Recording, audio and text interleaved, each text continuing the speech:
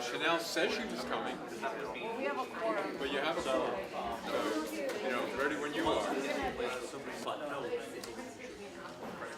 I'm going to call this meeting. This is a special study session meeting of the Board of Trustees of San Francisco Community College District. And I'm going to see who's here right now. It looks like we have on my right, we have Trustee Selby, and we have Board Vice President Alex Randolph, and we have John Rizzo, trustee, and myself, as well as the Chancellor Rocha, and a full complement of Vice Chancellors here. So I want to remind everybody that it's not going to rain on the way home because I bought an umbrella. That's good. So anyway, let's get started with public comments. So I have one so far on items not on the agenda. So Steve Seltzer, you have 2 minutes. The podium is right over here. Please check in with the timekeeper.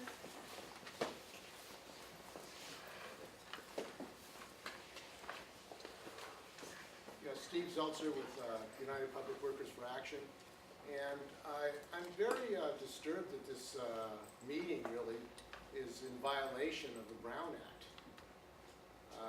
You have not given proper notice about this meeting, and furthermore, it was difficult to even find the time of this meeting. And this is not the first time that there's been a violation of the Brown Act by this board and the administration.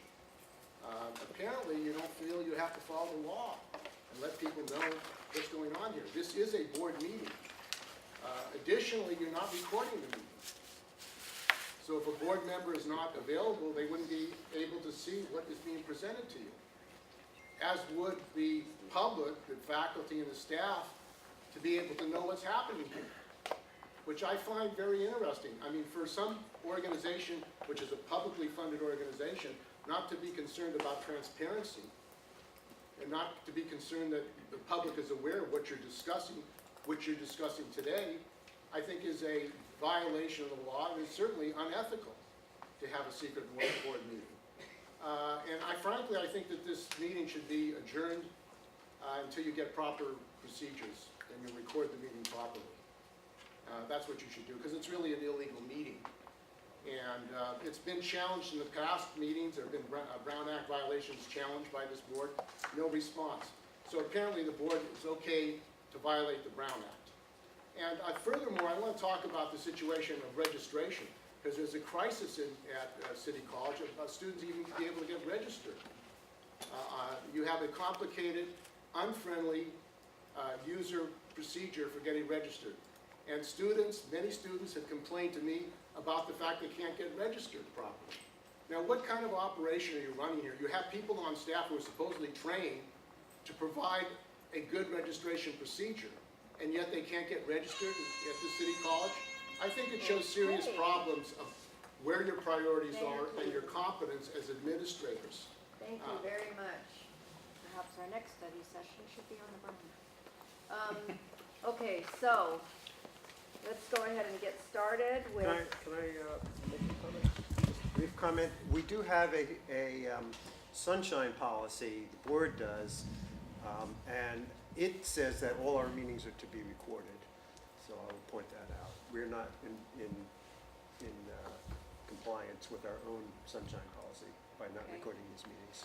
All right, just let me let you know that I am going to be discussing with our expert on the Brown Act. Steve Well, we Wilson. should discuss it now. General Counsel, are you in violation of the Brown Act? Special meetings require 24 hours notice, and it's my understanding it was properly posted. And when did we post the meeting? Steve, Clerk, Linda, when did we post the meeting publicly? Friday. Last Friday. Yes. Okay. All right. So it's important. And have we recorded special meetings or board retreats that are all public meetings before electronically? But all meetings are recorded in terms of the minutes, are they not? Yes. Okay. Our sunshine policy says that our meetings must have a audio recording. Well, I surely defer It's not to the, I'm not talking to trustee Brown Ad, I'm and- talking to our policy. Okay, I don't want to get off track here. Thank you for your comments, trustee Rizzo, and thank you for informing us, and I don't want to get off track here. If we want to make this an agenda item at the next meeting, that's fine, but we have a bunch of things that we have to do today, and they're very important things. Let's stay on track here. Okay.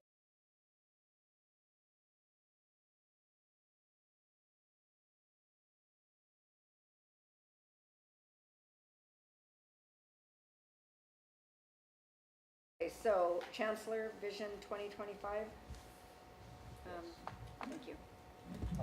Thank you, President Davila and members of the board. This is a study session, a follow-up to the last study session on November 13th, in which we talked about the facilities master plan and gave the results of the bond polling. So today, what we're going to do, as it says on the agenda, on the posted agenda, and we have materials available to the public, and these materials are posted on the website. We're not going to discuss about facilities, but we're going to talk about the sustainable future, the plan for a sustainable future, and then we're going to focus on the spring class schedule and the budget, the steps that we're taking to make sure that we stay on the approved board budget. So with that, I'm going to start, and with this sustainable future for City College, and then Tom's going to do the class schedule, and then Luther's going to do the budget, and then at any point, and then we will do a report on the Banner 9 migration and the registration. So, okay, so that's what we have. Okay. I'm going to go through this pretty quickly. I'm going to, so I can use this clicker. Okay. We wanted to, and again, this is a study session so that we can focus on the context, which we usually can't at a board meeting. There's nothing in front of the board for action today. But this is for all the actions that we recommend to the board are part of a Vision 2025, that the steps that we are proposing taking over the next 7 years to create a sustainable future for CCSF. This is a facility sustainability. We spoke to you on this on November 13th. Student-centered sustainability, which we'll talk specifically about today. Financial sustainability, which is the budget, and fiscal responsibility. And I have a quote there from Leonard Bernstein, the late conductor. To achieve great things, you need a plan, which we do have, and not quite enough time. So that's certainly both are true.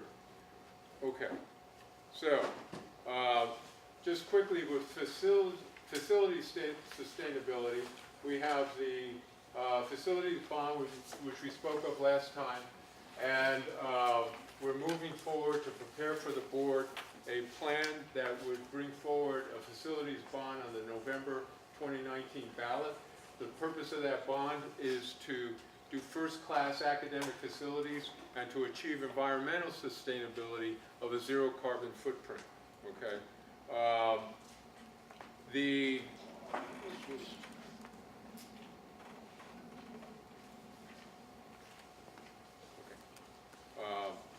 So the next aspect is what we'll focus on today, and that is student-centered sustainability.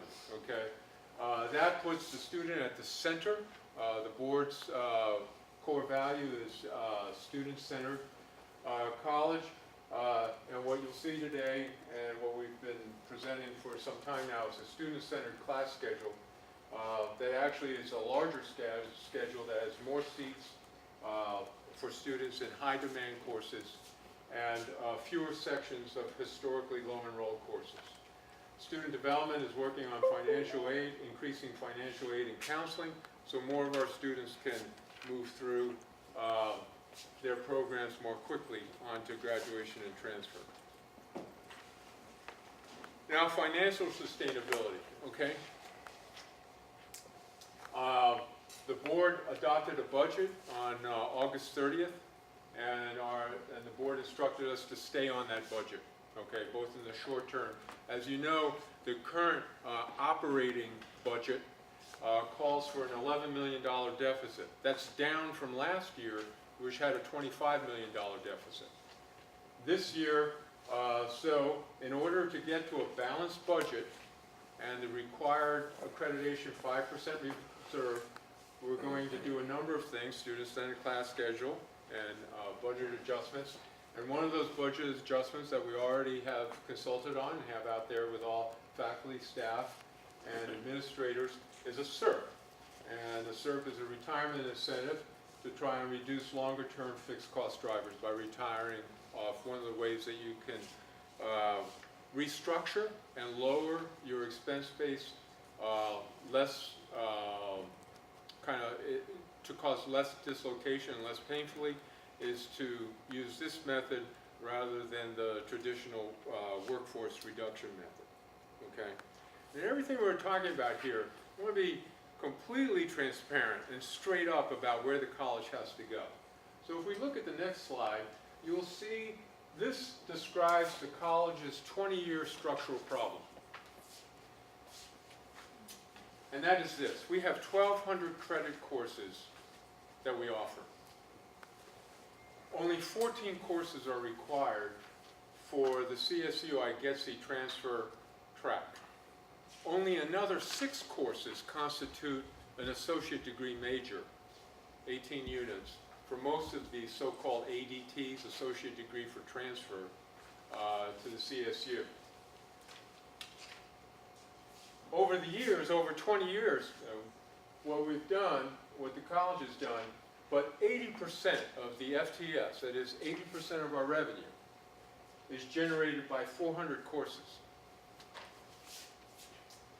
Of that, 20 courses of 1,200 constitute 25% of our revenue.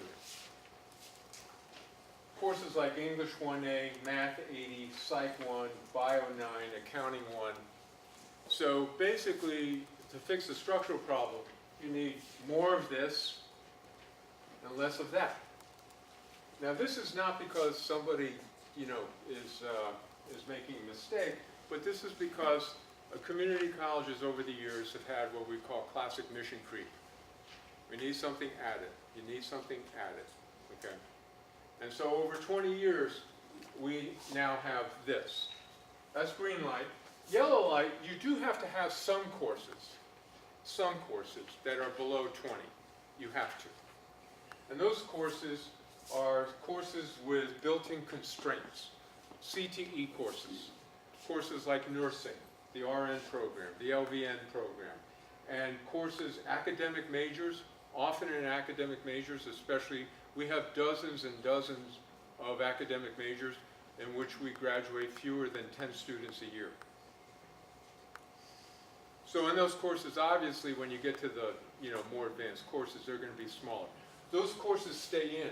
The course schedule that Tom will be presenting today keeps those courses in. And red light, these courses over a period of time have to go, or else the college's cost structure will just be unsustainable. But these are courses that over the last 6 years have historically low enrolled under 20 students. And these are what we call general education duplicates, or courses for majors with very few graduates. Okay. So you see that, when you look at it now, why this administration will not bring an across-the-board cut recommendation to you. One way to balance the budget is to do an across-the-board cut. That was the recommendation of the previous administration, which we stopped, because it would not fix the structural problem. If we were to say, well, we're about 10, 15% short, so what we need to do is to just cut across the board 10 or 15%, and most of your budget is right there. When you look at the rest of the budget that Luther will show you, most of the budget is right on this page. So if you cut the budget by 10%, you would only be cutting out 120 courses right across this line.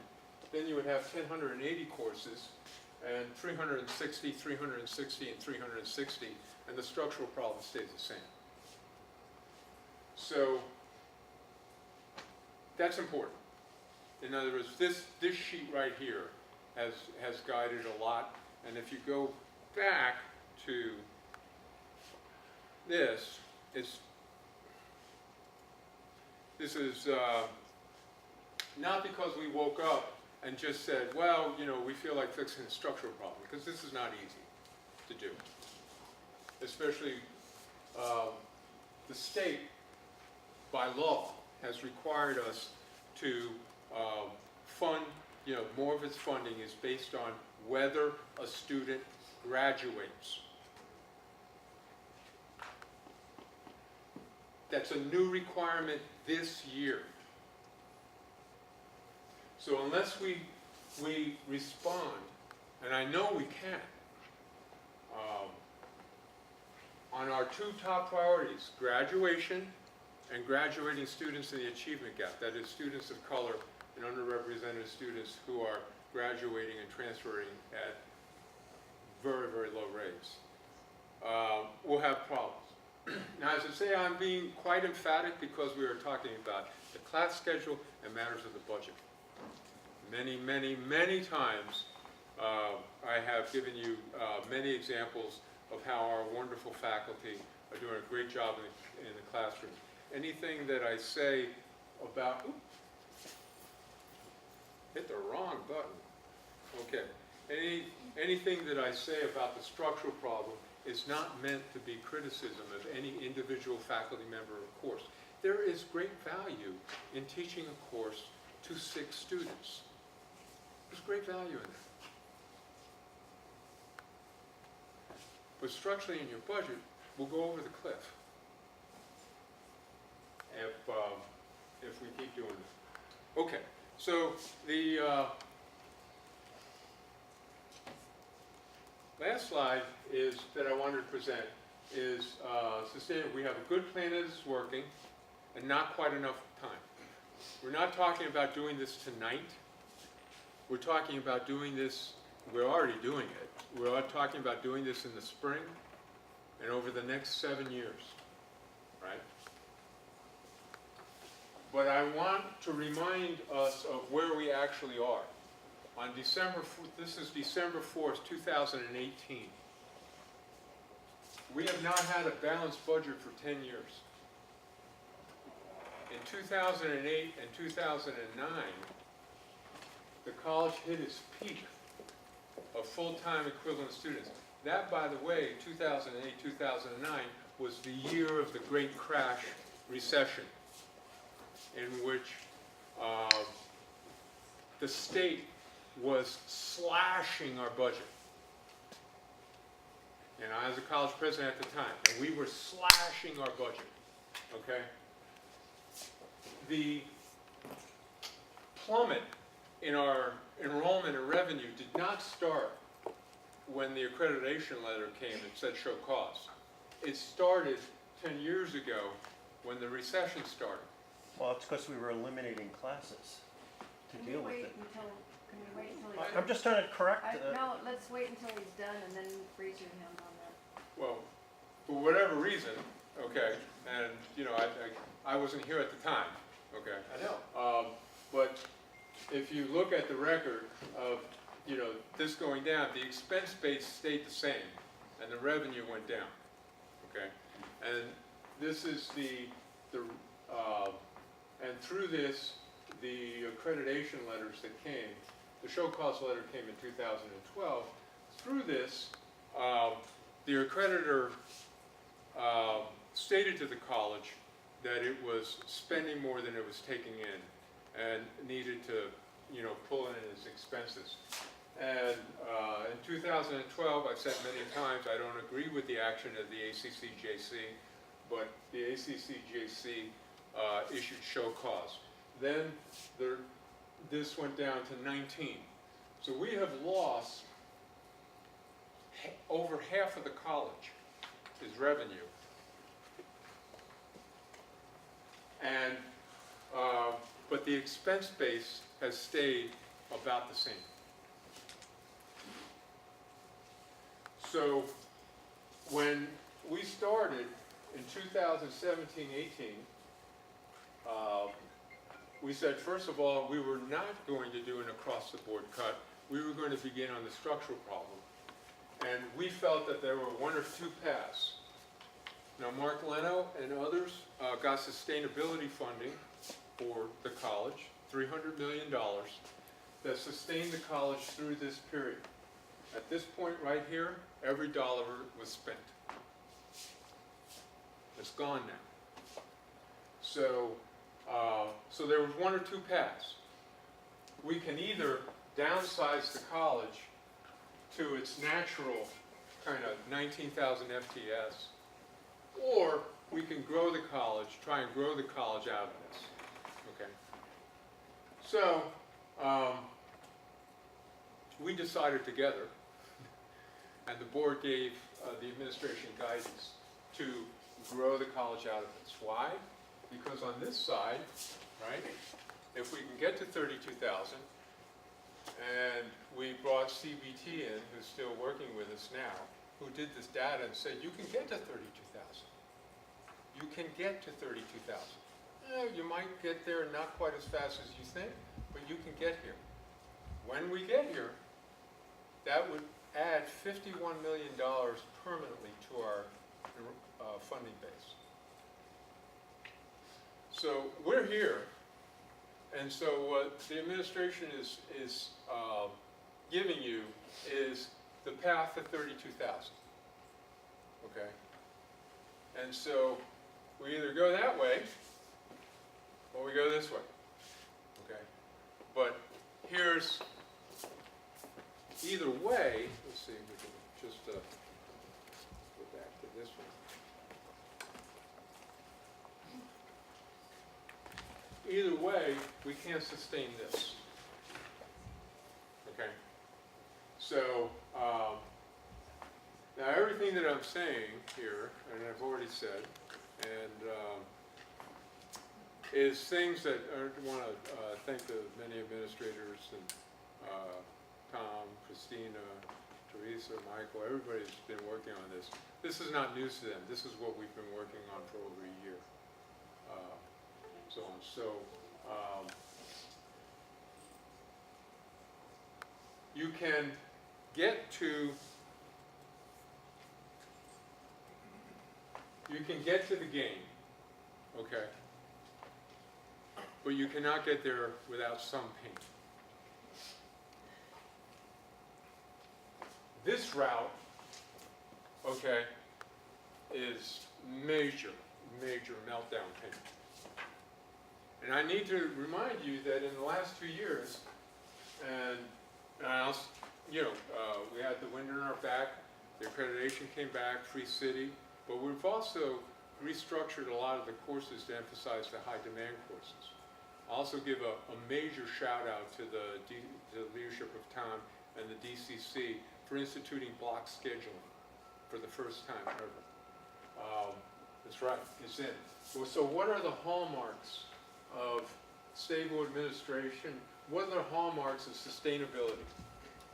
Well, one, you need a stable administration. If we don't have a stable administration over the next 7 years, this is not possible. Okay. Number two, look at what we've done. City Online. Cynthia's here. City Online is real. Okay. The migration that I talked about, the structural problem, not all, but more and more courses need to go hybrid and online and come out of the bricks and mortar environment because we don't have enough classrooms and so on right now. But then we're building classrooms because we've already presented to you our plan for sustainability to build the college for the 21st century, to build it all out. And then finally, we do need to restructure our expenses. We need to be good fiscal managers now. So this administration and this board, okay, may not have been here when all these problems were coming. These problems are common in most community colleges. But we are the ones who are called to fix them. So with that, I am done, unless anybody has any questions for me at this point. We have And then, plenty of questions. and then we'll go on to Tom. So, does anybody have any questions go ahead. See what's the rest of it.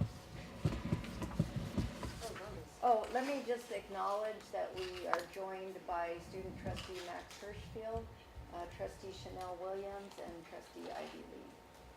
So, Vice President? Well, I was gonna wait until trustee Rizzo's back.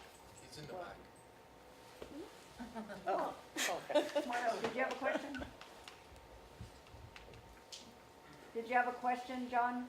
I did. Okay, do you want to come up and ask a question? Okay. Okay, well then I guess I can ask my questions and maybe more of a concern or statement. So if we can go back to slide 5, the one previous to this. And I know that this at least has been discussed in some way or another since I joined the board in 2015, but you know, I think the question at the center of this specific structural problem is kind of what a community college of today in San Francisco should actually look like. I understand mission creep and you know, offering a lot of classes that might not necessarily be enrolled enough to survive financially. But I also believe that one of the core missions of a community college, you know, in addition to just transferring people to UCs and other schools and, you know, offering professional certificate, is the lifelong learning component in offering classes that might not necessarily have a financial positive outlook, but I think have a positive societal impact. And in that space, I understand that the idea of revenue is very critical for us right now because we want to be able to stay open and, you know, pay our staff and faculty and offer, you know, an environment that's actually sustainable, and that we need to have a balanced budget at the end of every year. But we are also here as a public education institution that provides societal benefits. So I know that this is a very hardcore question that we as a board and us as a college community have to grapple with in order to get through the next couple of years. But I would like to understand more, because it's one thing to say, you know, these are the green, revenue-driven classes. You know, we are not a private institution like a private college that can just offer the classes that are the most, you know, revenue-driven classes. Because I do believe that we have a responsibility to offer classes that do not always make money. So I don't have an answer yet to that question, but I just wanted to raise that. That's kind of at the center of my decision-making process while we're going through these budget and class rearranging processes. And I think collectively as a board, this is something that we will have to kind of come to a decision point of what city college and what a community college in this time and age under financial stress will look like. And I think to some degree the state makes a lot of these decisions for us, unfortunately, because they decide where the revenue is coming from. And over the last several years, the focus has been on success, graduation, transfer, rather than the lifelong learning.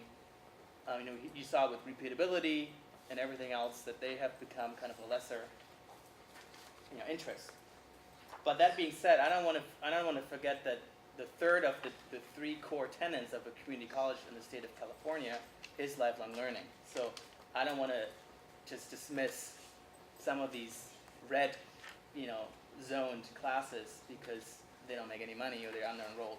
And I don't have an answer for you on that, but I just wanted to share that concern or thought that I have. And then I also understand in regards to the next slide that getting to 32,000 is going to be painful, but do you have a sense of how long it will take us to get to 32,000? I know that CBT kind of had an estimate of 7 to 10 years. But is it possible for us to actually get there without going bankrupt first? Yes. Okay, and then and basically the plan that you're proposing is the way for us to get there without going bankrupt, but without necessarily just becoming a transfer certificate mill, or is there still going to be room for Yeah. some No, of the other stuff? Right. Well, the answer, again, can we get to 32,000? Yes, we can, okay. How long will that take? Well, it will take, we only have, under the current legislation, we only have 4 more years to make that happen. And whatever our base is at the end of 4 years from now, that's our permanent base. So we're obviously on Giddy app to try and move through that. One way to think about this is that one of our current constraints, because our facilities have not been tended to, I mean, on the main campus, okay, for a long time. That's, you know, Ruben showed you last time, the last time, except for the 2 new buildings that went on, 1978 was the last time that anything had been touched on this college. So we have a shortage, a dire shortage of sufficient sized classrooms to run the high demand general education courses and labs and so on and so forth. So the existence now of online and the online college, which again I'm you know, very grateful for the, you know, participation of all the chairs, I think will accelerate that process as we're essentially through the hybrid and online format able to, if you will, create larger classrooms more quickly. If we cannot grow online quickly, and we'll know this within the next semester or 2, then yes, we'll have problems, and we'll come back to you and have to say we have to cut more classes because we just don't have the, you know, without that, you know, going back to that permanent bed, we don't have the funding. It's obviously a situation that, again, this group, you know, the administration, you know, we didn't create and we don't want it, but we're having to face it because you adopted a budget. And we're actually over that budget, as we'll show you in a moment. So our plan is to try and get through it, okay, in this way through growth, and to see over the next few years whether we can do that. And we're pretty sure that we can. And you see what the or else is. The or else is not good for anyone. Now, the other thing that you said, which is extremely important to me, is that as an English teacher, I've taught many small classes. And those classes are extremely, extremely important. And as I just said, they're extremely valuable. We will never throw out lifelong learning. We will never throw out CTE and academic majors, never, okay? But the structure of the schedule is too tilted to low enrolled. So one of the models that has been used since they invented universities in Wittenberg, you know, by being a Cal Bear, okay, that you go to the chemistry or the English lecture hall for a class with 150 students in it, okay, so that the grad school guy can teach a course with 6. And that's what Tom and Christina and the AVCs and the deans are teaching to the faculty now. That look, you can have a class with 6 students in guitar. Of course you can. You can't have it stand by itself. We're not a profit-making enterprise. But you can subsidize that by putting the history of music online.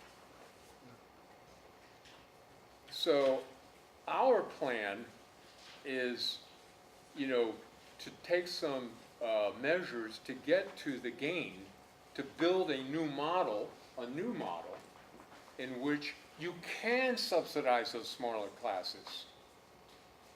The existing model will take all those classes out because you won't be able to afford them. We can't afford them now. We're, you know, as you'll see in a moment, we're even on the adopted budget, we're over that budget. Thank you. I have a question if no one else is. Okay. Can you talk about this in the context of Free City, our contract education opportunities, and also CTE?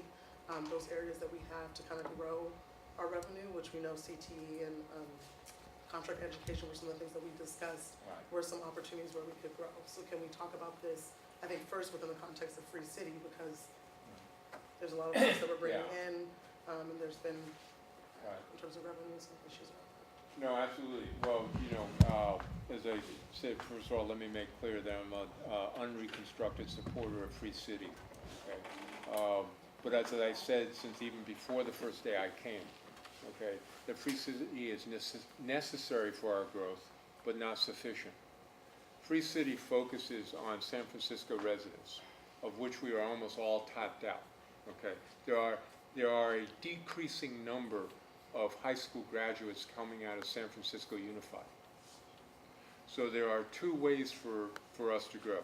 First of all, Free City must continue, because we see that as a social justice issue. And we're, making proposals as we speak to the MOU committee to try and shift that to a full, grant to students. That's a good question. So for Free City, are you seeing some of those folks that are taking advantage of the Free City within the green, yellow? They all, All and across if you're a the San board? Francisco resident, and we have a meeting with the MOU committee on Friday, as I think we do,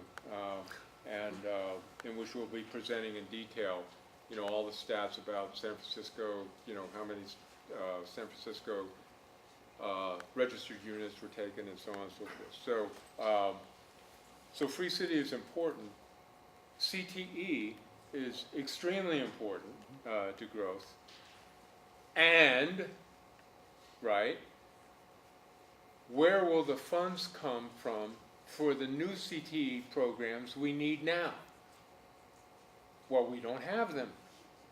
Where the funds come from is by, yes, by growing more students, but by managing our business so that we can create extra funds to go back into program development.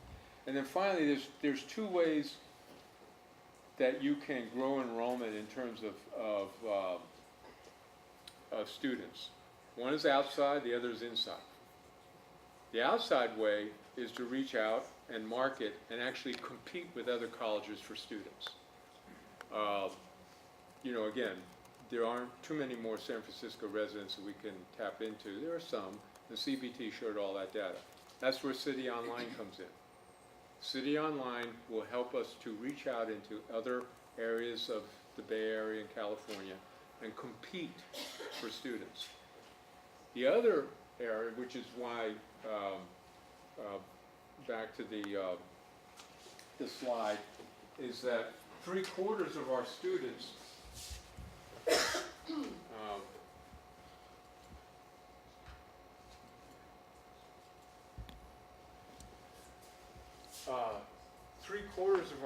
are part-time students, okay, for fairly obvious reasons that we understand. So, because they're working, or they have families. And so, the way to increase your enrollment is to get your current students to take more units. Because if they do that, then they qualify for more financial aid. So, let me put it to you another way. If every single student of the 27,000 credit students that we have, 27,000 credit students, took one more course, we don't have a budget problem. It's gone. So I hope I answered your question. I was just kind of going back to the Free City area. You said it's across the board, so you're not noticing any trends in terms of where students that are taking advantage of that program, if they're leaning more toward the green, yellow? Yeah, we could, well, again, I would say we could disaggregate that data. So and we'll be glad to do that for you, Trustee Williams. But we're going to bet 80% of our enrollment is in your basic meat and potatoes, English, math, psychology, and so on and so forth. about 20% of our enrollment is CTE, okay? So we're going to say, we'll disaggregate that data for you, but we're going to bet that that data is going to show that 80% of San Francisco residents took this, and 20% of San Francisco residents took that, And okay? also online versus in That's right. person.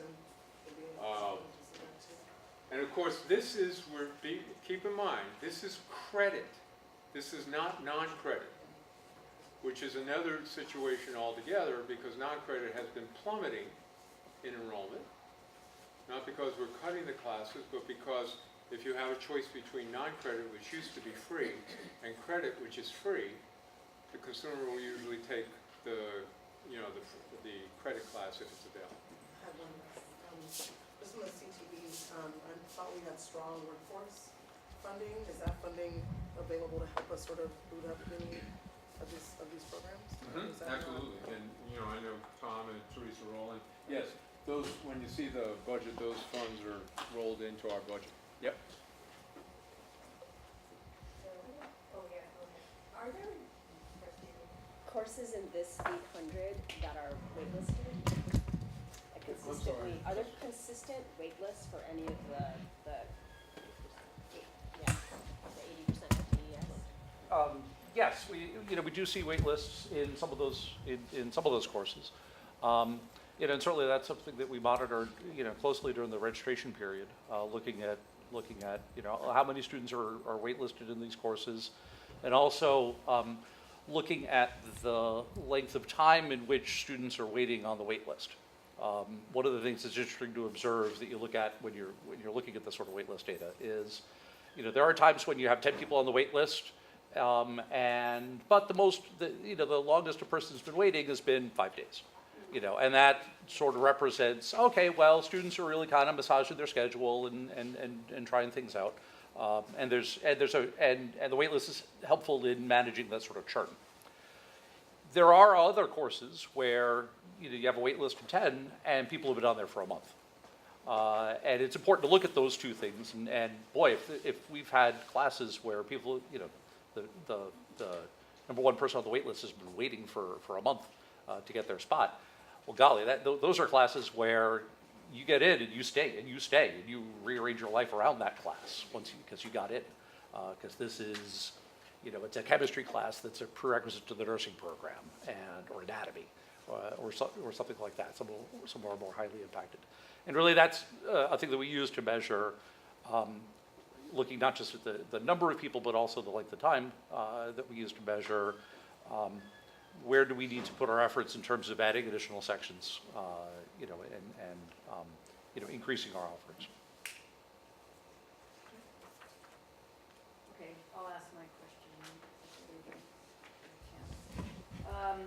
So I want to know a couple of things. One is, I know that non-credit has a different equation for being funded. How are we taking non-credit into account here? And also, I wanted to ask about pain. So are we talking about a headache that we can take some aspirin for? Or are we talking about like knee surgery, or what are we talking about? Because, that might be lobotomy. Oh, well, wait, before you answer, let me just explain, because if we go back to that other slide for a minute, what I want to know is there are, as Vice President Randolph mentioned, some very valuable classes that we have here as a community college that are not on a path to transfer.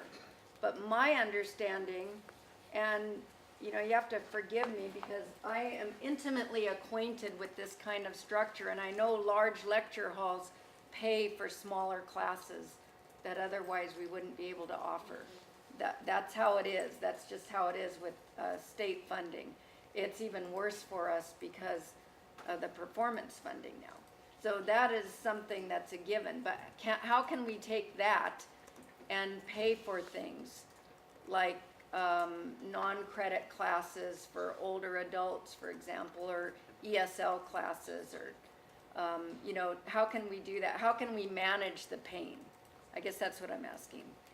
Is there a term for how to manage the pain? Do we have to sacrifice some early on to keep on the path to 32,000 and bring them back at some point? Or can we manage it at the same time that we're on the path to 32,000? Well, again, I think Tom can fill some of this in, but I would say that first of all, non-credit, Tom will speak to that in a little, is a completely different kettle of fish, okay? And it's actually, the budget will show that most of the budget overage is not in non-credit, okay? Because the actual, even though non-credit is very large, the actual compensation to faculty is a good percentage less than the percentage of faculty who teach credit courses, okay? So we're leaving non-credit aside because it is not, if you will, as near as we can tell, taking revenue from the So budget. that's why there's not a bubble for That's correct. non-credit. Okay. Okay, so Now, we're having mostly said that, dealing with credit. over time, we'll have, because non-credit is naturally plummeting in enrollment, we are hoping that we can restructure non-credit so that it will provide the, the service, the lifelong learning and so on.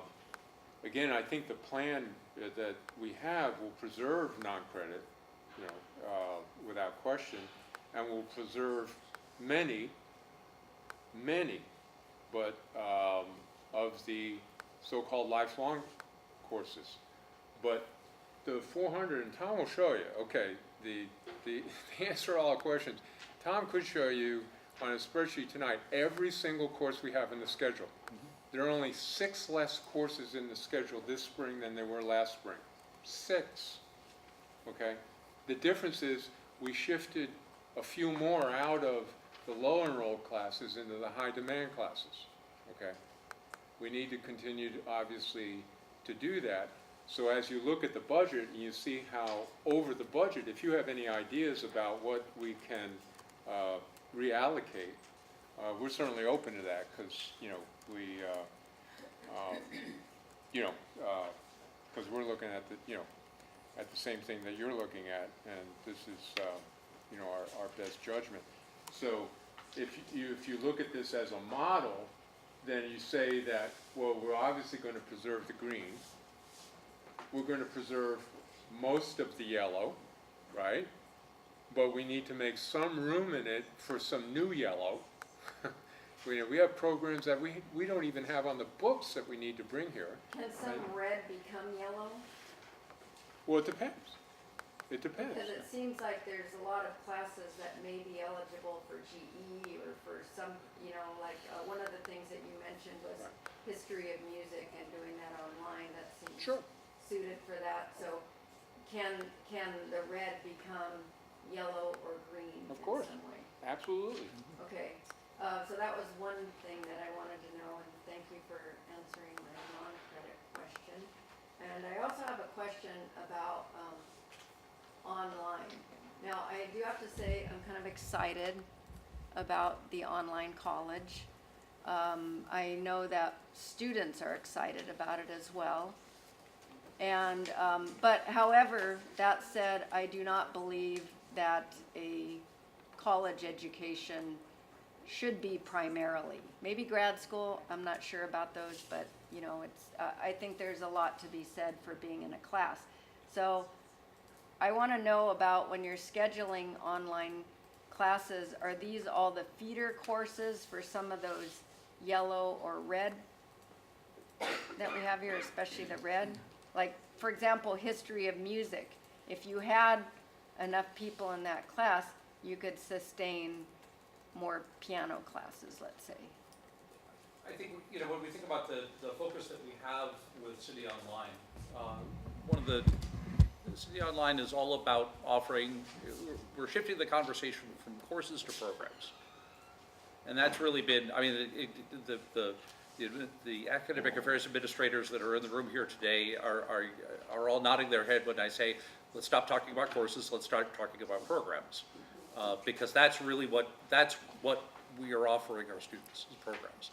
You know, to answer your question, I think, yes, I think there are some GE courses that we're offering as a part of City Online. One of the things that we have to look at, you know, in terms of, well, is this a course that's not currently GE applicable, that could be GE applicable, is to look at, that also then kind of speaks to our breadth of course offerings. There's a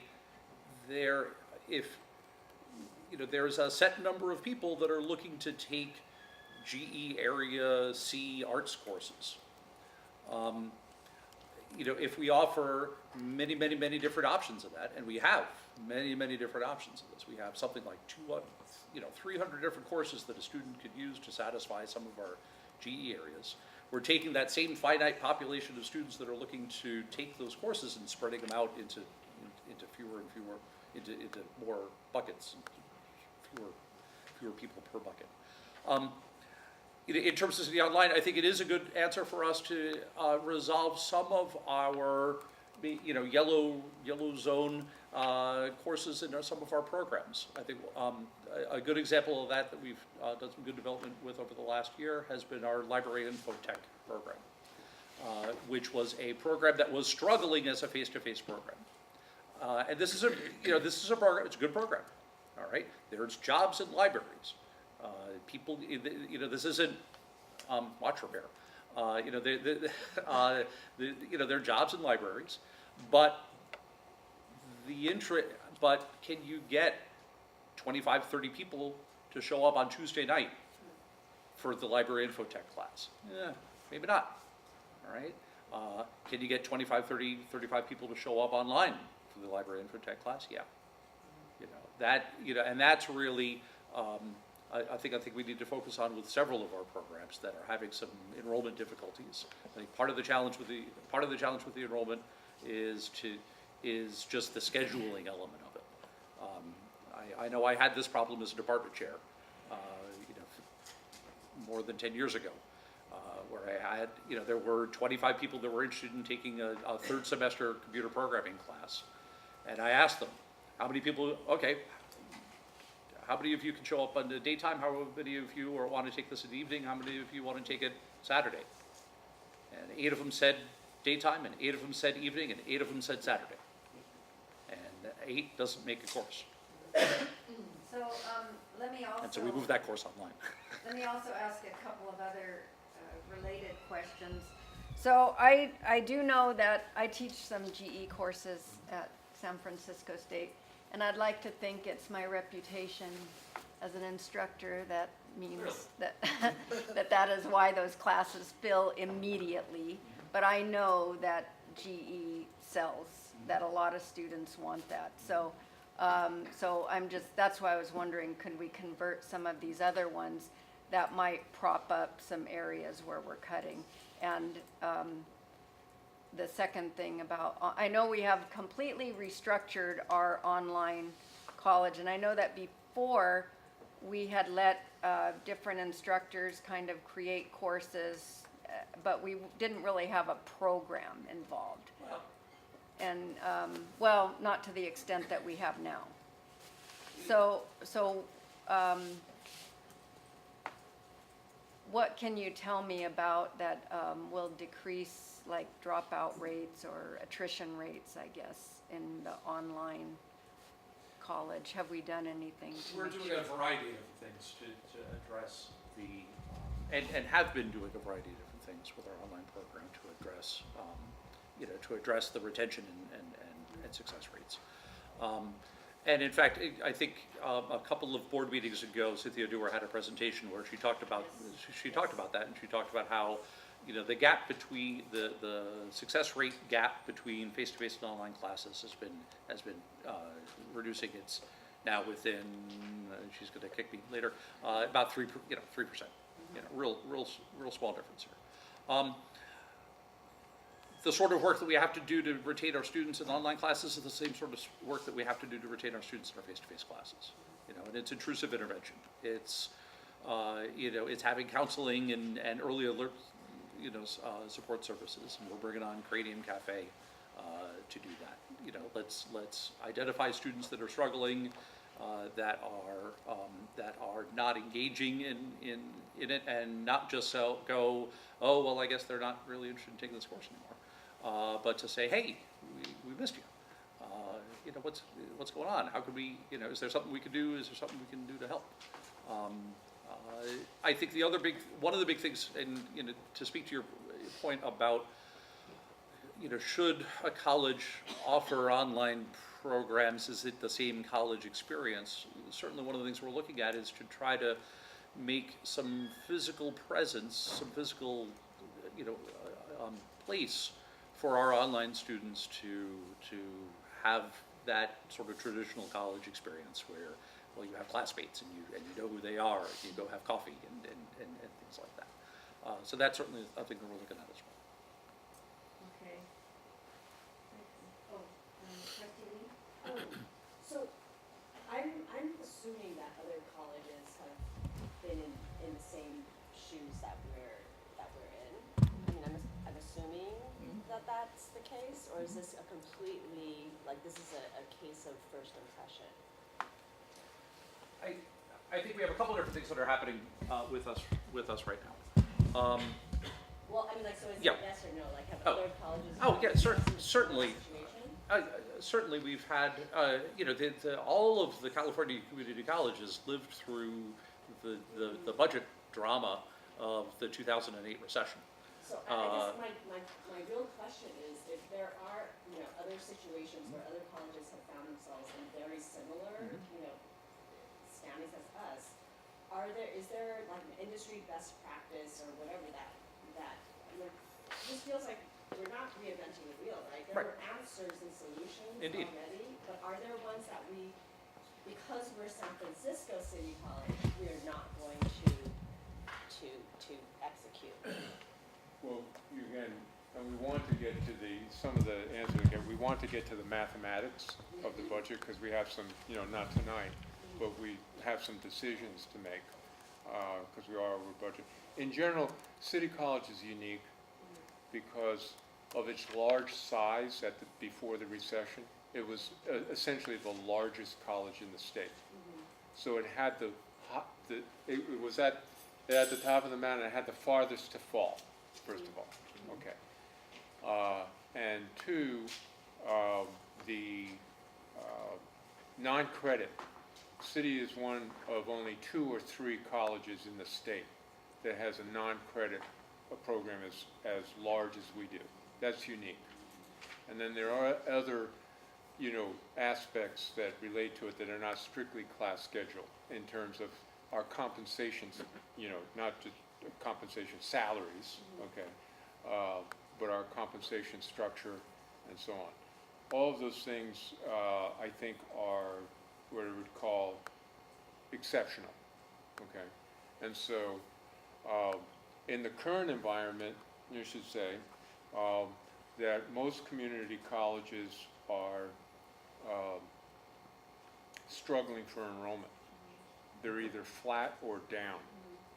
And we were up significantly last year, and we're up this year, and we'll be up. So that is unique too. So the turnaround is happening too. It is but in terms of the size of the problem, almost no college has a credit schedule and a breadth this broad. So our solution has to be scaled. Right. So if you would look at, for example, we have 22,000. And I think when we were going through the CBT and the negotiation with AFT, and we did the Bay Area 10 of our productivity, that no college of 22,500 FTS that we are has this kind of breadth. Their if you will, their productivity is significantly better. So we have a little bit taller mountain to scale. And of course, the other thing that's extraordinary, no college in the history of community colleges has ever had the Mark Leno legislation. Has ever had, I tell you what, guys, you lost it, but you've got 5 years to get it back. And after that, the clock's over. And that's what's ticking here, okay? If we were already downsized, if we had already downsized our expenses to our revenue, we would just be kind of whatever. But what I call, and thank God for him, the Mark Leno clock is ticking. Because if not, we would have gone down the other path already. Because there would have been no other place to go. Mark Leno made it possible for us to talk about the path to 32,000. Something that AFT last year endorsed wholeheartedly. So all of those things are absolutely exceptional. Yeah. So we're in a you know, I think we have greater opportunity than most other community colleges, but our challenges of cleaning this up are much greater as well. And that's supported by the data. Trustee Selby? Yeah, I just a kind of a clarification. Are we gonna be going through the rest of the data? There's all sorts of amazing data here. And if we're not gonna be going through it, then I'll ask my questions now, but if we're gonna be going through it, then I'll wait. Yeah, I would ask the board if Tom could give his presentation on the schedule, and then, you know, and then you could, you know, if we don't pick up your issue, and then, because we do have to, but we want to, this is like the schedule, which is all of the budget, and then we actually want to look at the budget and see how all of this hits the bottom line, so. You take that away, Tom.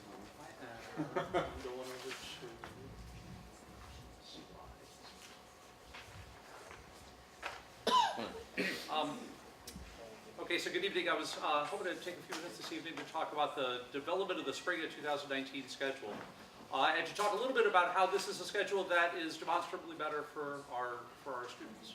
We've done some changes in our schedule development process that we'll talk about, and it's achieved some results. And I think this will answer some of the questions that you have about, well, you know, what are the sorts of changes that we're talking about in terms of the long-term sustainability of the college. In terms of process changes, we had we started working on the spring of 19 schedule on the second day of the semester, way back in August. Actually, we started working on it before classes started, because we started looking at some of the numbers. And we were looking at our enrollment numbers. And as you know, we're looking at our fall enrollment, looking at our summer enrollment numbers and seeing, oh, well, those are up some. And looking at our fall enrollment numbers and saying, oh, those are up a little, but not as up as we were hoping that they would be. One of our first tasks was to develop per department instructional budgets that tried to meet our enrollment expectations for the year while mitigating our faculty costs. You've got and we did a couple different things with that. We worked with a model schedule to help inform that information and setting expectations about average class sizes for different kinds of classes. What's a good average class size for a general education lecture class? What's a good average class size for a science lecture or a CTE lab sort of class? We established some expectations about block scheduling and coordinated start dates, looking at full-term classes, 16-week, 6-week classes, so that again, one of the things we're looking to do is to take the students that we already have and make it possible for them to take more classes. Again, if we could take every single one of our students and have them take one extra class, we have a much different story that we're talking about, right? And if you've been looking at some of the presentations that I've made in the past, you've noticed we've had our average units per student has been creeping down over quite a couple of semesters now. If we can get that number to start going back up again, that's going to be good. We initiated, and by we, I really want to thank Christina Whalen and all of my academic affairs administrators, but especially Christina. We created some tools to produce some better results between the drafts. We have a 2-draft system that we work with the department chairs, but they give us a first draft. We do some data entry. We give them back a second draft for some further edits. And with that second draft, they got some figures about, okay, well, here was your budget. Did you stay within your budget? and here's what your enrollment expectations were.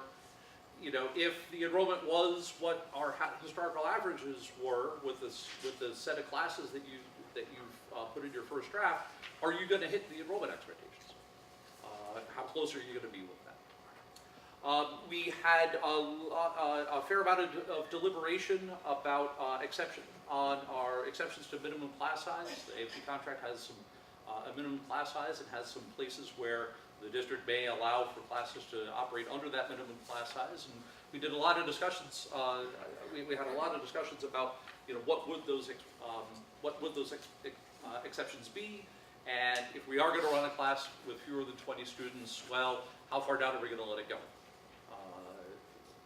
You know, we're not going to let it run with 3 students, so how far down can it go? One of the other big things that we did was to give some of our strategic growth areas their own budgets. So for the first time, we said, okay, well, here's our instructional budget, and here's how much we're putting to City Online. Here's how much we're putting to the Work and Adult Degree Program. Here's how much we're putting to high school programs. Right? We did that deliberately because we want to protect those programs. We know that these are areas that we're going to get some significant growth, and are a long-term, are a long-term plan for us. And so we want to make sure that we are protecting those areas, and not and ensuring that departments are going to continue to operate with those.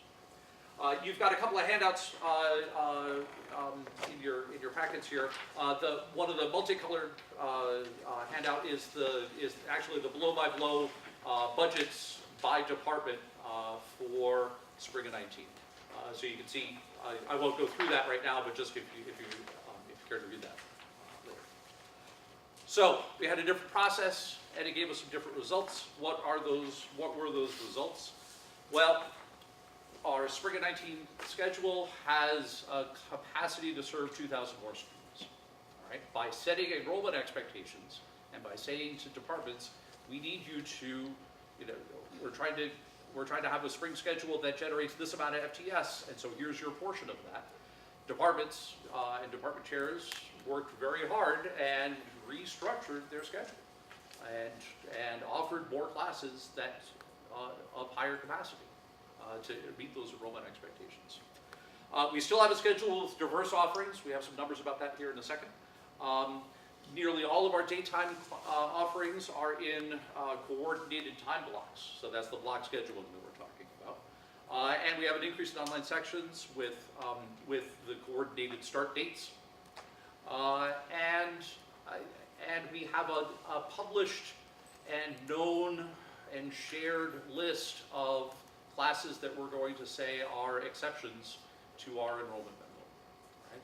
And we have that here today. We have that now before registration started.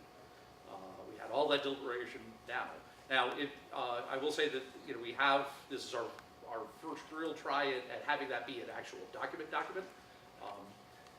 This is a document that will evolve over the next few semesters.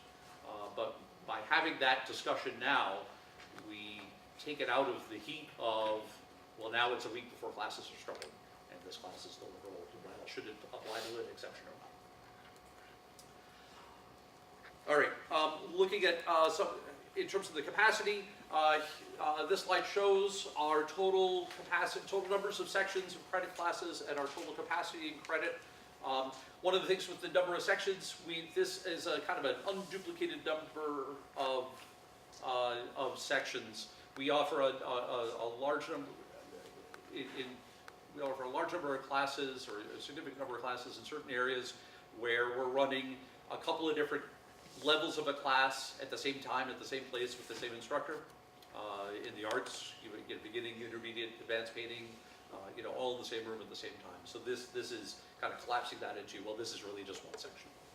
And you can see the capacity has increased.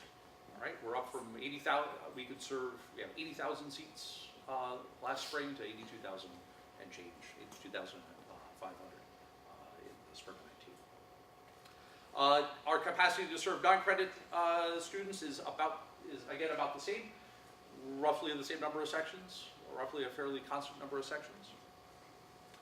And our breadth of course offerings is about the same.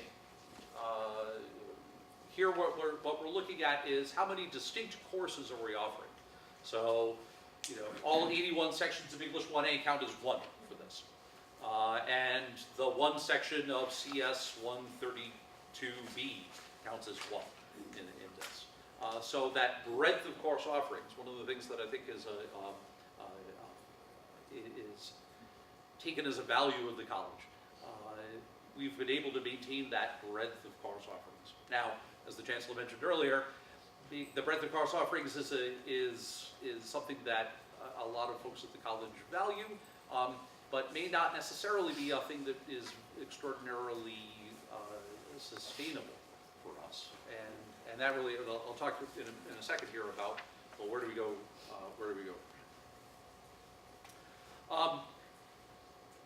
We've spoken on a number of occasions at board meetings about how many classes are we running under 20.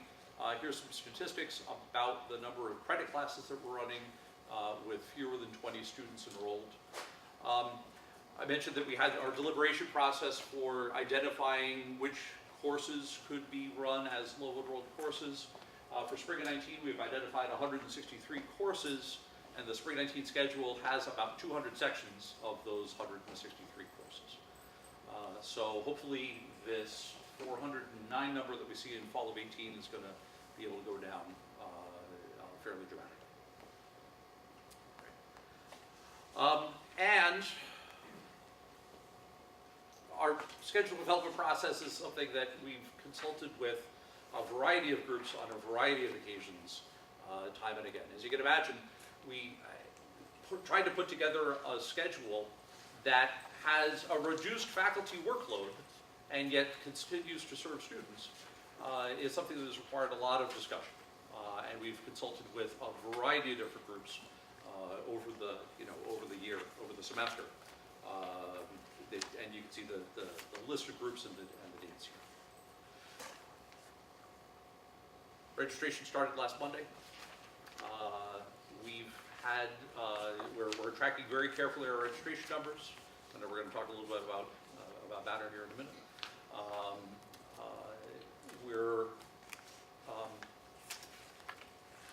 We talk about online classes. We have, registration started 8 days ago, and we have some online classes that are full already. So here we go. All right. Again, when we think about, well, what's our path to 32,000, and why is it that we're talking about online? Well, full classes after 8 days of registration is one of the reasons that we're talking about. There's no rest for the weary. Pretty soon. No, it's no rest for the wicked. Well, there's that. Well, okay, there's that too. Pretty soon, we have to start working on the summer and the fall schedule. In fact, in some ways, we probably should have started working on the summer schedule a little bit already. All right, but we have some. We've had a few other things that we've been working on here, and really, that's I think that we're going to start working with and having some consultation with really as early as Thursday. I have my last Deans and Chairs meeting of the calendar year this Thursday, and we're going to start talking about, well, what are we going to do with summer and fall and spring of next year, and how is it that we're going to try to do some work with our schedule to make it a sustainable schedule, and we're going to have to start asking some questions about things. President Davila, you talked about, well, we still want to be able to offer some of our lifelong learning sorts of courses here. And one of the realities we have to start thinking about with that is, well, yes, we want to do that, but the apportionment that we get per FTS is going down. All right. The class of 25 students that are there to just take that class, and that's all that they're going to do at City College, and the other class over here of 25 students, and they're all looking to transfer. With the new funding formula, this class is now a lot more, is going to generate a lot more revenue for us than the the lifelong learning class. Now, that doesn't mean that we're gonna get rid of all of our lifelong learning classes, no. Well, my actual But we question. have to figure out how to balance that. Right, that was my question, Exactly. is how can we? Exactly, and that's really, part of the challenge, part of the discussions we're gonna have to have going forward are, well, how many graduates do you think you're gonna have in your programs next, in the next couple of years? And what are the courses that you need to run to be able to support that enrollment and to support that graduation rate? And that's really the hard work that's ahead of us, is to figure out ways to develop a schedule that continues to serve our students, that continues to provide them opportunities for graduation. And really the way for us to increase our enrollment is to get ourselves to a place where, students are able to easily get through in a timely manner the different programs that we have. Okay. The other, I mentioned, the other handout that you have in your packet is the list of exceptions to our minimum class size. So I just, we won't, I wasn't going to walk through this necessarily, but just so you can see, I mentioned 163 different courses. There's actually 173 on this list because there's some non-credit courses here as well. So there's that. And again, this is for spring of 19 only. This is going to be an evolving list. I have a question. Yes, I know we talked about subsidizing sort of the low enrolled classes, and we have this here, but then also the area in the red. Do we have even the capacity to absorb what it would take to, to subsidize at this pace or this level? Because I know that what's in the red does not include all that's right here.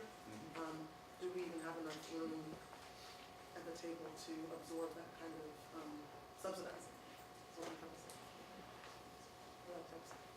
Well, that's, Well, I'd say, basically, do we have enough room? Yes. Right now, no. So what Tom is talking about is making a start in the spring schedule on setting that, if you will, restructure of the schedule so more high-demand classes are able to subsidize some of the smaller classes.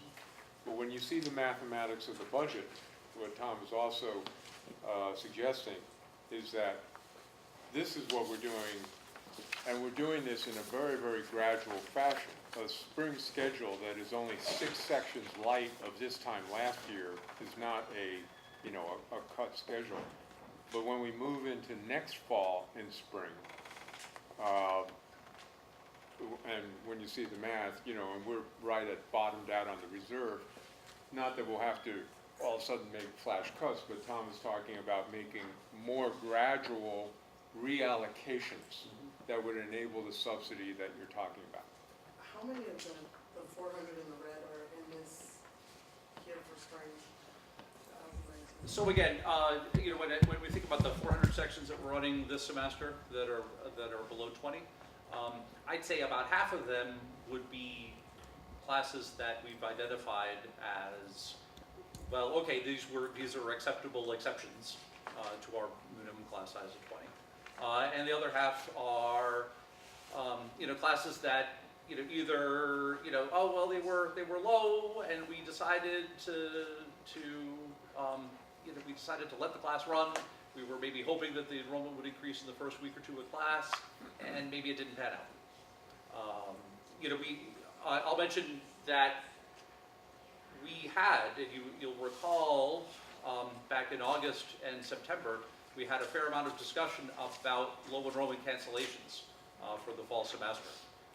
We did take something like 170 credit classes out of the schedule due to low enrollment, which was dramatic, you may recall. There's a limit to how much drama we can have, and that's really one of our focuses with the development of the spring schedule. Is let's not build a schedule where we're going to set ourselves up to have to cancel a lot of classes due to low enrollment. Let's set ourselves up with a schedule where we're talking more about, hey, this class is full. Hey, let's add a class. So are we at that place at spring 2019? We are a lot closer. We are a lot closer. Like where are we at to where it's like, okay? Yeah, we are a lot closer. is every class that's in the spring schedule gonna make the enrollment target? Probably not, because, there's always some level of unknown with enrollment. And I say that as a former department chair. You put your classes in and you think it's gonna go, and you've got good history that shows that, oh yeah, no, that class gets 30 people every semester, and then something happens. Maybe you change the day from Tuesday night to Wednesday night, and somehow you didn't, nobody could take the class on Wednesday night, and now all of a sudden the enrollment's down. There is some level of unpredictability when it comes to registration, but that's why we have our processes to monitor enrollment and to look at this and to make decisions early, so that if we have to displace some students, they have time to rearrange their schedule, and we have time to work with them to rearrange their schedule. I'm just more thinking about the deficit spending and just how, at what point are we like, okay, you know what I mean, that we hit a wall in terms of our capacity to absorb or to continue to do that with the 400. That's why I think we're trying to have this meeting, and well, we've had several meetings like this, and the deficit spending has to stop quickly. Okay, we only have another year, okay, and then we are bumped below the reserve. Right. So that's why we started on this path last year, okay, and so it's been gradual and so on, and it will take some years more, but we have to get down to a balanced budget next year. And that's when we look at the math and when we look at the way we're trying to reduce expenses with the, at the CERB, but we have a plan that will work, but we can't stand still, because when you see the math, you'll see that, well, wow, the Leno money's gone.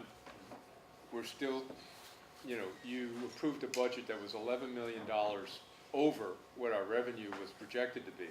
That budget is short already. So we're making these adjustments, and we think we can have a soft landing as we move into next year. And but we'll look at the math in a moment, and I think that'll be a little clearer to you, and a little less. I mean, we live with this every day. It's not as this is not apocalyptic. This is, we've been planning forward through this, but we will have to take some steps. As Fran White and CBT and the survey that you authorized her to do, she said, well, you can get there, you can do this, but not doing what you've been doing, is what she said. Yeah. So. One of the things that, if I could add, one of the things we looked at in looking at the spring schedule was to look at, our degree programs. And, as the Chancellor's mentioned in a few different meetings, well, we still want to have students be able to complete their degrees that they're close to completing. And so we looked at that carefully. And I would say we are in very good shape with that.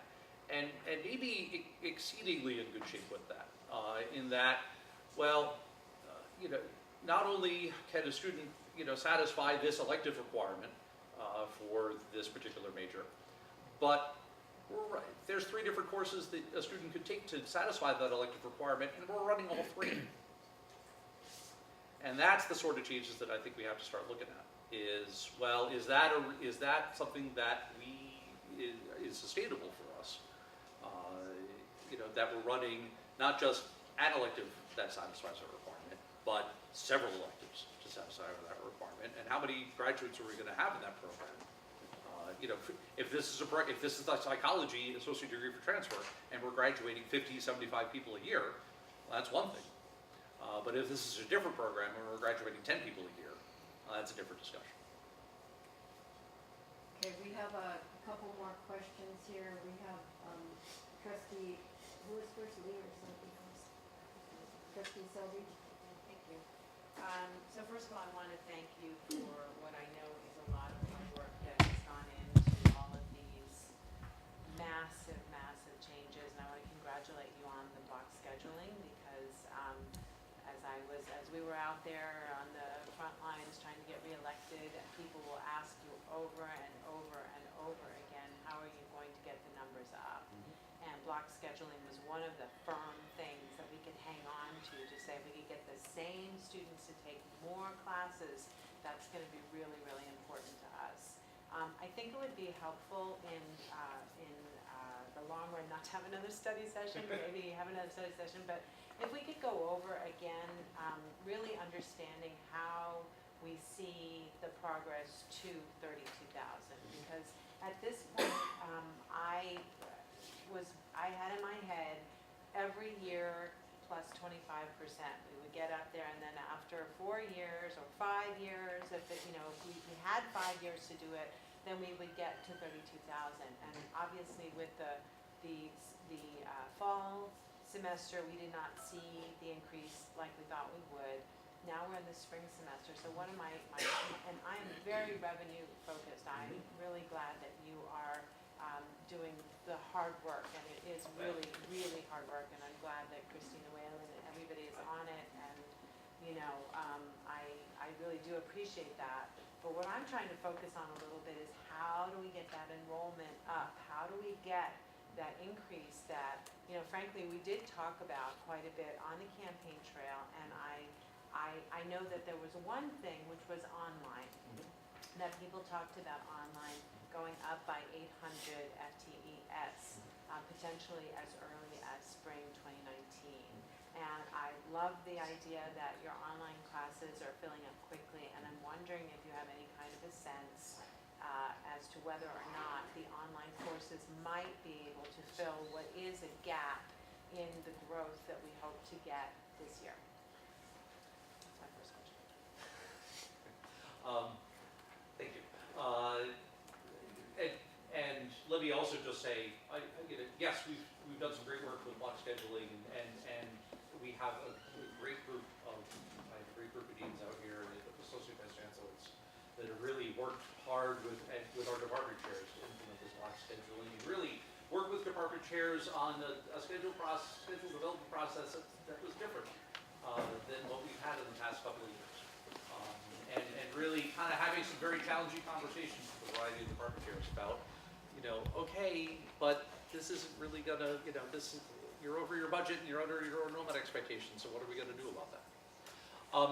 In terms of online, we've been talking with AFT about a pilot project to really gauge the capacity, how much actual capacity is there, how much actual demand is there for online classes. We've identified about a half a dozen specific courses, and again, I don't want to get ahead of myself because there's some technical things that we're talking about with AFT about this that we haven't completely set up yet.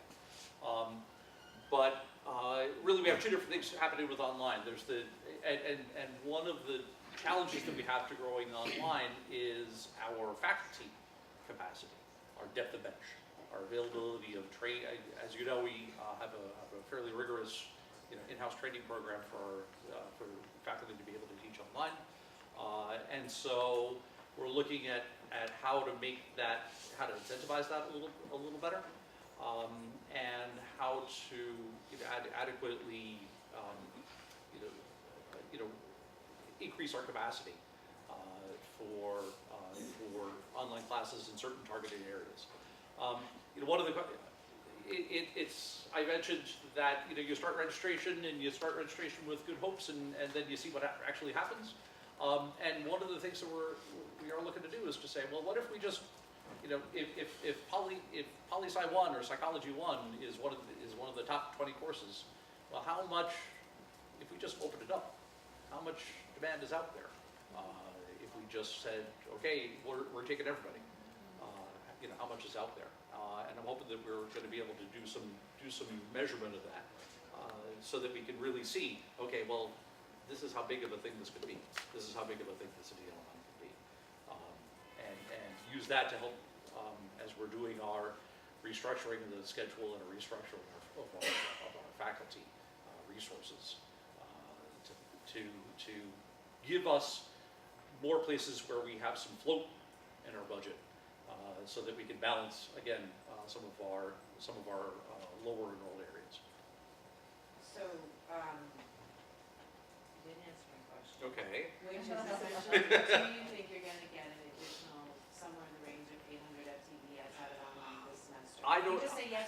And they're both, you know. Right, I'm not sure we're gonna get all the way to 800, but we're gonna have I think our online program, I'm looking at Cynthia to see if she's not giving me any, she's not holding up any figures, for me here. But it's gonna be, and here's the thing, we'll be able to come back to you with a number about that, in January. Okay, then my second question has to do with the non-credit students. And I know capacity, it looks like remains the same, but wouldn't capacity increase? Do you not do block scheduling with the non-credit as well as with the credit? Or are you just doing block scheduling with the credit? Well, with non-credit classes, we have a couple different things. When we think about non-credit, we have to remember that 2/3 of our non-credit is ESL and transitional studies. And they pretty much were on a block schedule already. If you look at the way that ESL classes especially are scheduled throughout the district, they've got a pretty set block. So that and of course they're also open entry, open exit. And students do a lot of interesting things with their own scheduling. With our non-credit courses. We'll have a not insignificant number of students that will sign up for 2 different sections of the same exact non-credit course, I'm thinking in ESL, in the same semester, because they want that intensity. And or their personal schedule is, because it's open entry, open exit, it's not like you have to really clear out your life schedule Monday to Friday, 8 to 10. If only Monday, Wednesday, and Thursday that works out okay for you, you can do that. Right. And then if you wanted to pick up extra hours in a different section, you can register for that other section and pick up those extra hours there. So just 2 other questions. The first is if you look at the breadth of course offerings for credit, we're in the spring we're at about 1262, right? For the breadth of, and in this kind of overview that our chancellor gave us, there are 1,200 credit courses. Right. But you've done some cutting already, right? Oh, yes. So If you look at the multicolored budget document, you can see that the spring schedule is lower, fairly dramatically. In terms of total. What I'm trying to figure out is, should you not have dug into this 400 here, and then would that not show up in the total number of credit courses? You see what I'm saying? I do see what you're saying. Trying to match up numbers. Yeah, it is, yes, and I think we're going, as we move forward, I think we're going to start seeing that more dramatically.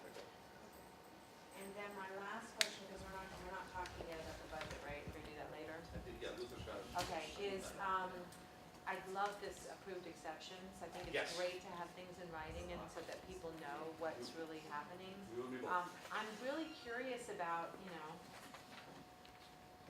elementary Japanese or intermediate Russian. What's the difference between making it 19 or 20? I mean, to me, if it's That's a 19, good- that's a good it's question. such a same. It's like 20. Yeah, it is, and again, this is why this is a spring 19 only. Going to have some further review. There were certainly some. We took a lot of input from a lot of departments about this. This is an evolving discussion. This is, the first time you do anything in City College, it's always a little interesting.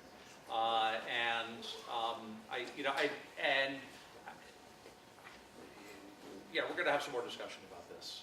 And certainly, I think we're going to have some more discussion about this probably in January, when we start seeing what are the classes. Are there other classes that that we're going to see that are lower enrolled that people are going to say, wait a minute, I should have put that on. I meant to put that on the list. Things like that. So that's going to be an evolving.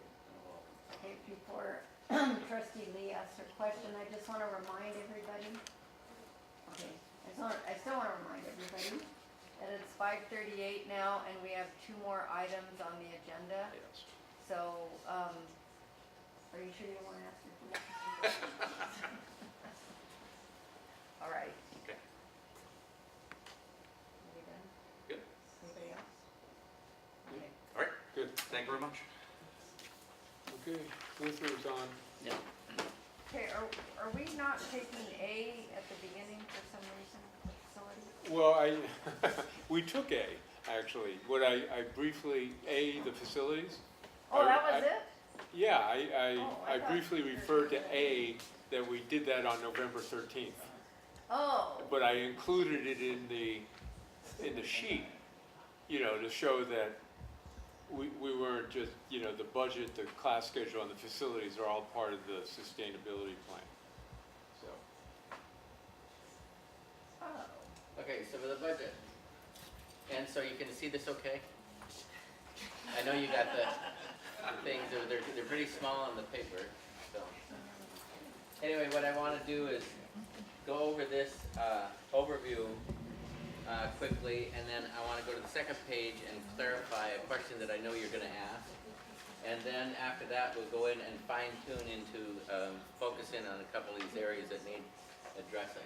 So to start with, we've got the first column with the adopted budget, then we have our projections, and then the variance. We have federal, state, and local taxes, and then parcel tax down here.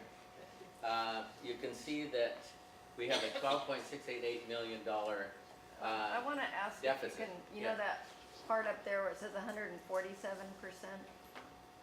Can you make it 200? Oh, you want it bigger? Yeah. Okay. It's still not big enough. Okay, that's fine. Okay, let me see if I can center this guy. Is that pretty much everything? I'll move it around as I need. I'll move it a little further to the right. Move it up, yeah. Is that good? Okay, so, and so it's 12.688 million deficit in the revenue side, and those components are on there. We adjusted the 2,500 FTES, which was originally budgeted.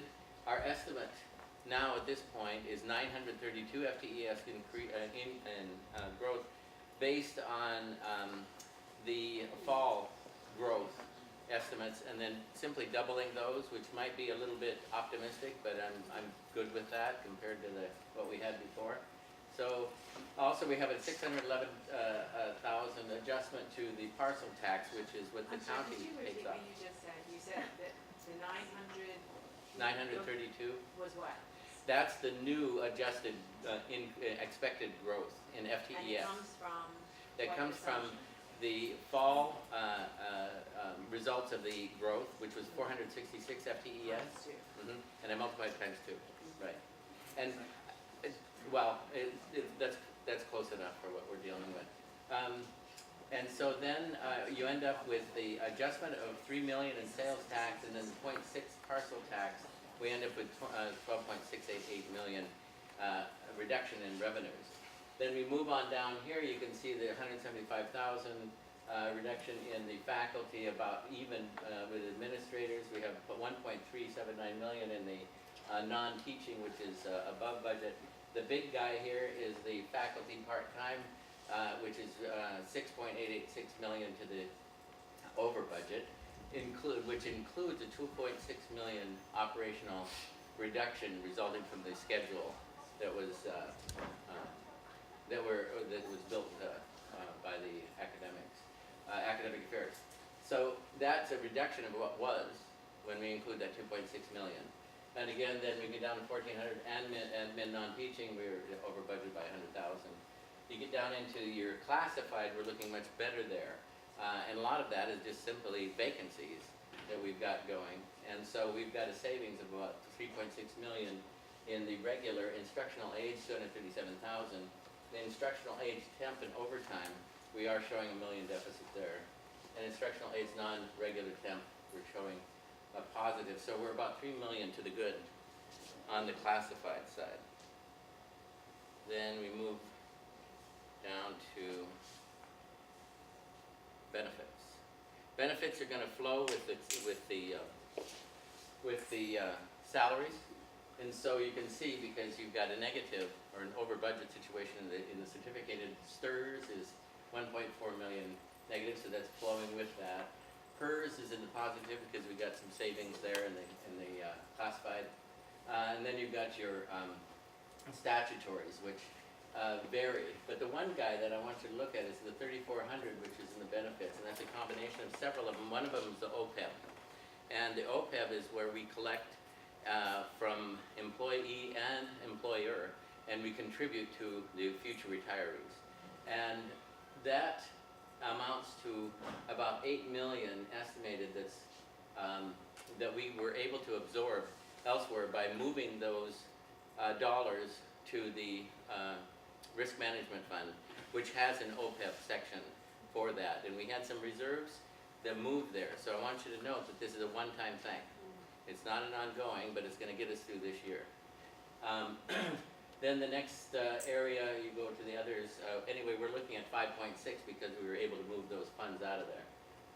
Then supplies area, we're looking at both supplies and consulting services.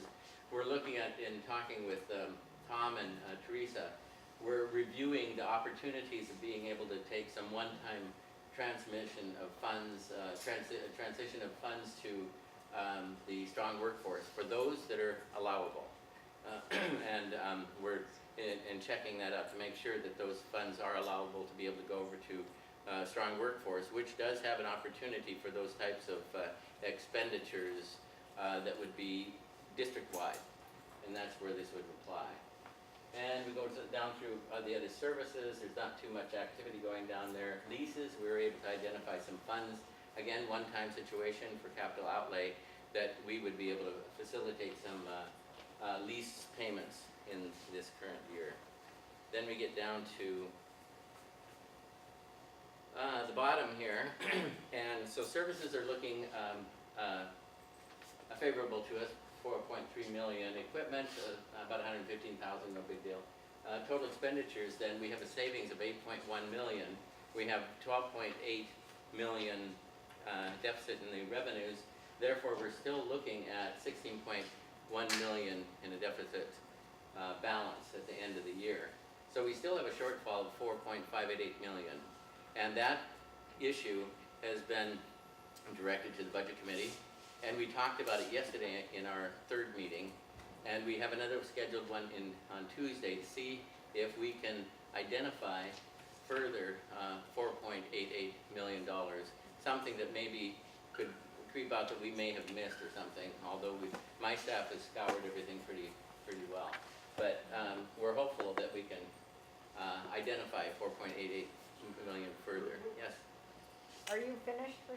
No, I've got another one more slide to show you because you have I want to answer the revenue flip up there at the top that you probably know.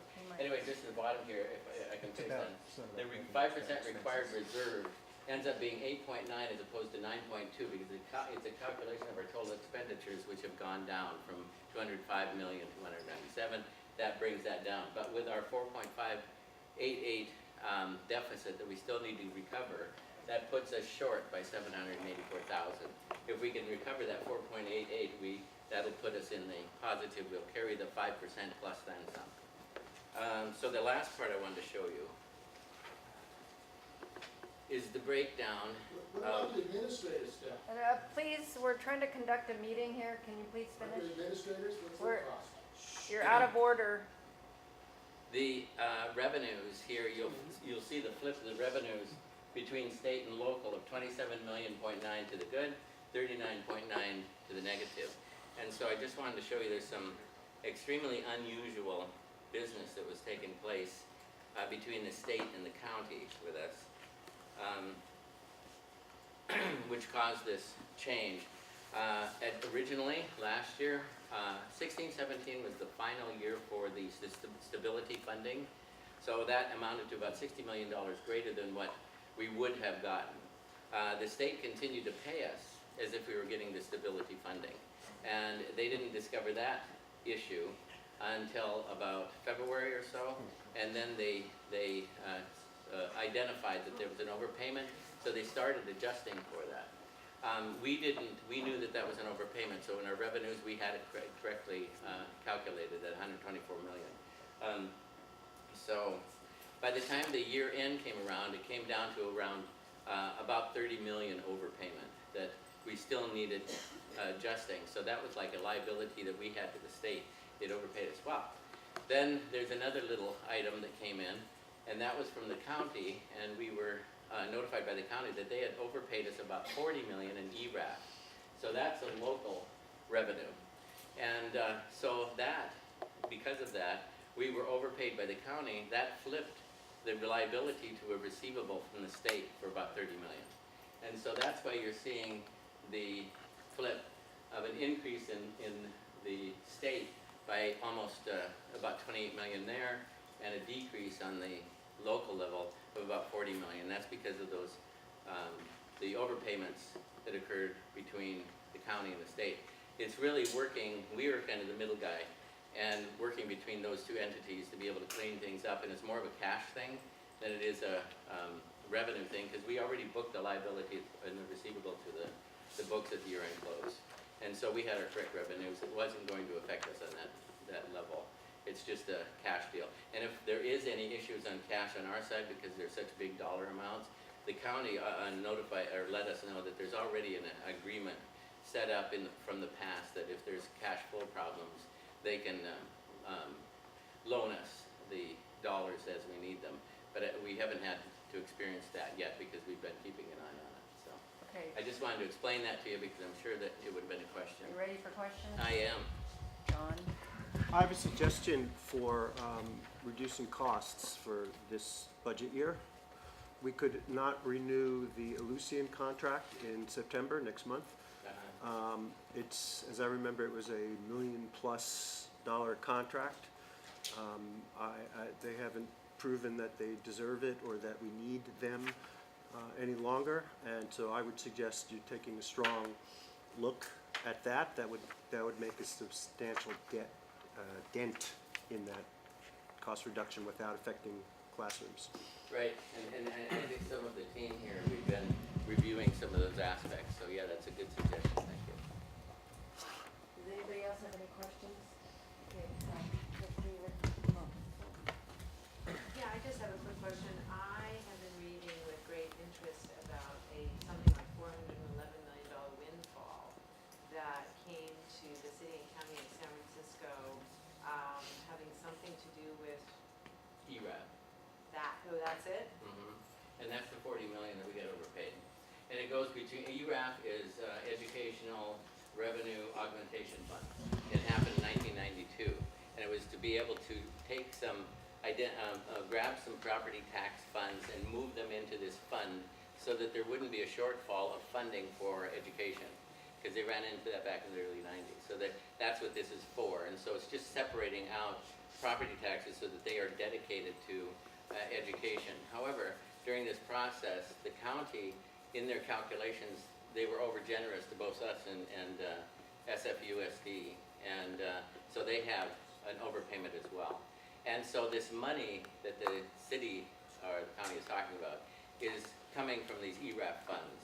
And there may be some other funds that are part of that, but I know that of the 40 million, that's the overpayment that we received. And so that cash is coming back to the city, and that's what they're talking about. So essentially, the 400 million was an overpayment to educators that Well, was then sucked out of education to go back into the general fund? well, and it's, yeah, and it would be a cash issue, at least on our part, because we did our books appropriately. And we booked the liability like we needed to. That was on the state side, but when this came in, then it was just a flip between the state and the county.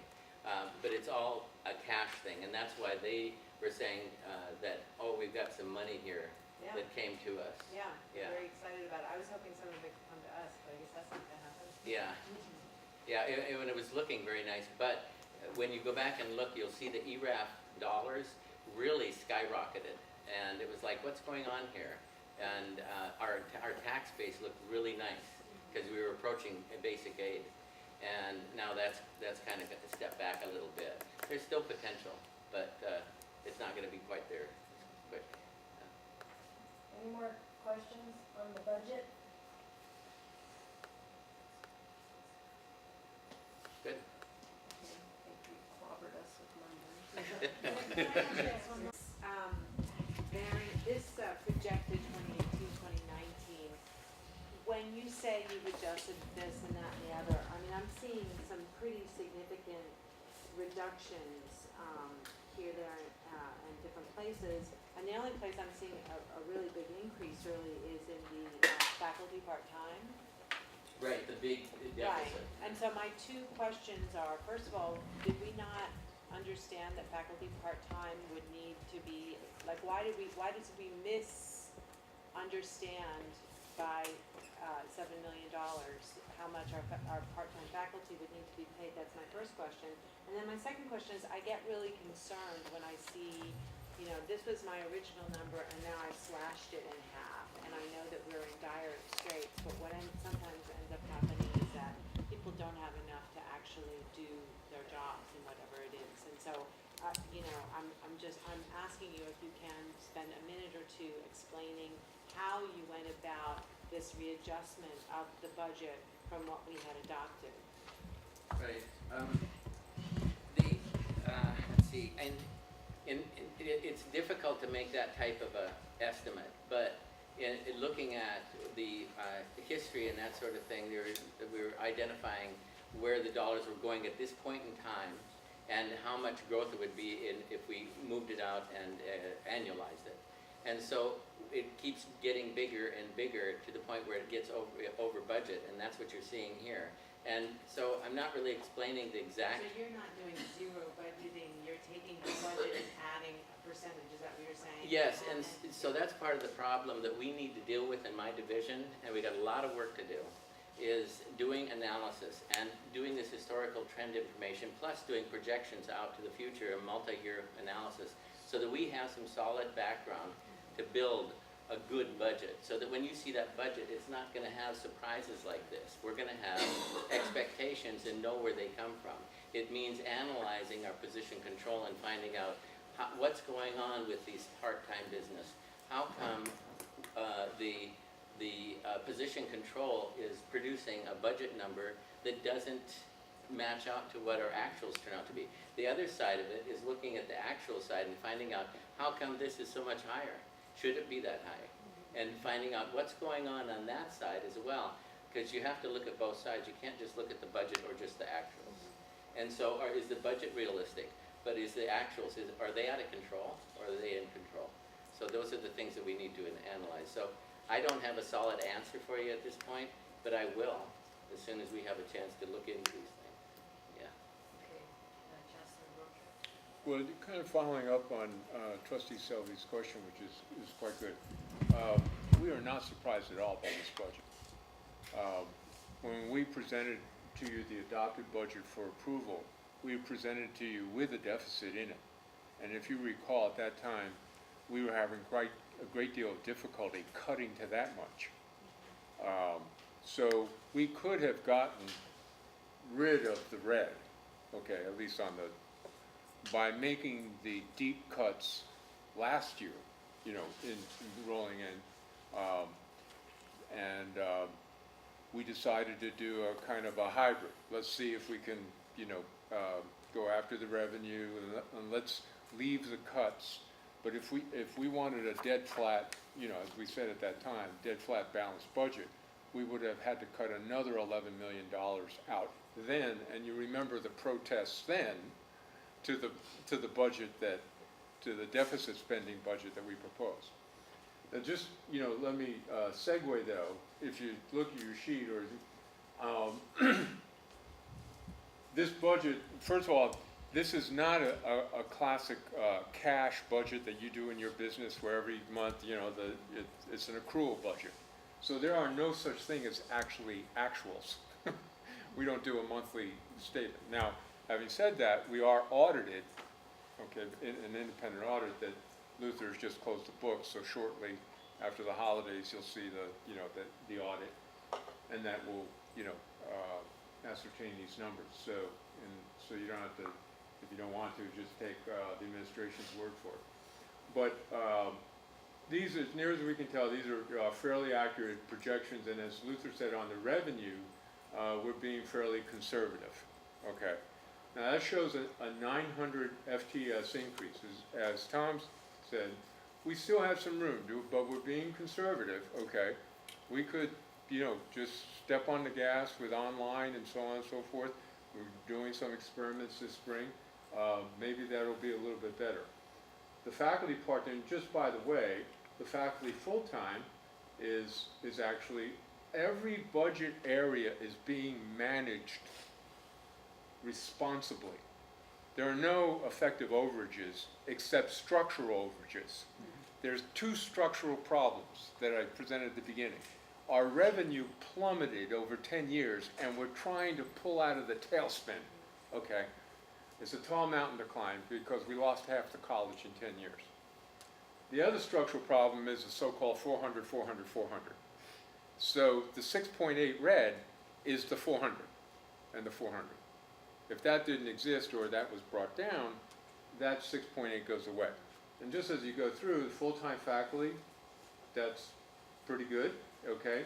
Administrators, by the way, is under budget, 8 million on a total $200 million budget. So that's all administrators in the house. Non-teaching is actually over budget, is better than budget, okay? It's a surplus, and so on and so forth. So, and then if you go down, the classified, I don't know if there's several classified members. They work hard every day, and they're becoming more productive, and they're producing more with less. And our classified salary account is being managed quite efficiently. That's a $3 million surplus. Keep going, please. So, and I'm getting to a point here that we have for the budget committee. So benefits. Luther just saw you because of the wise management of benefits. Okay, we're better than budget. Okay, we're not surprised by that, and so we can. If the board said, "Hey, you know what? Don't take the one-time money that we can do to patch the budget," then we'd have to go back and find another $5 million out of this budget. We have a structural problem that is bred in the bone. Okay, and that is it. Look at benefits, but thank God we're managing that quite effectively. The supplies, this is not even a rounding error in our budget, and we're $1 million under budget. So when the department chairs and the deans say, "Hey, I don't have any money to buy the supplies," they're right, because we've cut that, we've managed that and cut that as far as we can. Okay, keep going. Services. You know, you certainly have heard about services, and we got so many consultants. Okay, that's under budget by $2 million. And thank you to Teresa and the people working in Strong Workforce. We've been able to take some of that categorical money and use it for that. Okay, so that's being managed quite well, and you can see the rest of it. Shout out to Dr. Smith. You see the capital outlay. We picked up $2 million because things that were capital outlay projects, we pushed out of the operating budget and pushed over to capital outlay. Okay? If we were asleep at the wheel, we'd be looking for another $2 million. Okay? And then blah, blah, blah, blah, blah, blah. So we're looking at 4.5. So at the budget committee meeting the other day that Luther referred to, is in terms of the consultation, we want the budget committee to look at this, and if you can go back up to the top to the two red guys. Okay. The two red guys are the structural problem. So we said, okay, let's take some time here. We have a little time to December 13th. Actually, we have more time than that, but by December 13th, we promised the board that we would, give you adjustments for how we're going to stay on budget. Because right now it looks like we're 4 or 5 short. Luther and the administration have, we're not short in the sense that, we won't stay on budget. We have some options to offer the budget committee, and we will be bringing, so the point of all this is that we will be bringing, we can't act on it today, but we will be bringing back to the board our recommendation for how that 4.5 million is reduced back to stay on budget. Some of that will have to come from Tom fixing the structural problem as much as he can right now, because all that 6.8 is sections. Is sections to part-timers. God bless them, but that's where it is. And the 12, okay, the 12, if you took 1,000 FTS, which is about what we're short, and by the way, Trustee Selby, you were saying, well, I think you can think of it more as, right, the path of 32,000 was 2,500, 2,500, 2,500, 2,500. We'll get there, but it might not just be 2,500 every year. It might be 2,500 we got last year, maybe 1,200 this year, maybe 3,000, the following. It'll be a jagged line up. But as Tom shows you with online and so on and so forth, that we do have options for increasing the revenue. And so we're going to ask the Budget Committee to look at this, fully consult, interrogate. When we talked to the Budget Committee last time, as we all want to do when Dad gets laid off, and and we have to start looking at, well, maybe we can cut the magazines, and maybe we can cut this, and maybe we can cut that, until you say, oh, wait a second, maybe we have too much house. We have a structural issue. But the Budget Committee is going to look at this, and we will bring you back mathematics that will get this back to the $11.5 million deficit. And then, as Luther said, that would get the reserve well back over the margin, okay? But make no mistake, okay? That's just to get through this year. So. Okay, we do have another question. Okay, and then we'll talk about, the developing next year's budget, which is, a lot of that 6.8 goes away with the SERP into 1920. Because we will try and voluntarily reduce the workforce. And so we're using the full toolbox to try and get there and fix something that's been there for quite some time. So I forgive. Yeah, I have two questions, and maybe I'll start with in the administrator ranks. Do you remember that number? Go to Diana here. I don't know how the number of existing vacancies. Is that your question? Actual vacancies, I think we're probably less than 4. We've got a number of folks that, or maybe 5, but we've got a number of folks that are still serving in acting or interim capacities. And so as folks moved, for example, Christina Whalen is acting associate vice chancellor, and then moved up an associate dean, and then to an acting, and so the associate dean is vacant. So actual vacant positions, nobody's in them, probably about 5. And Total number of recruitments that we still need to do because folks are in interims, 15. Okay. And then what, just for clarification, what is considered an administrator from what level to what level? So on the educational administrator side, there's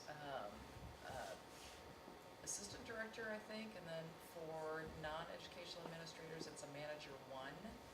I think we've got maybe 1 or 2 assistant directors, and then directors, associate dean.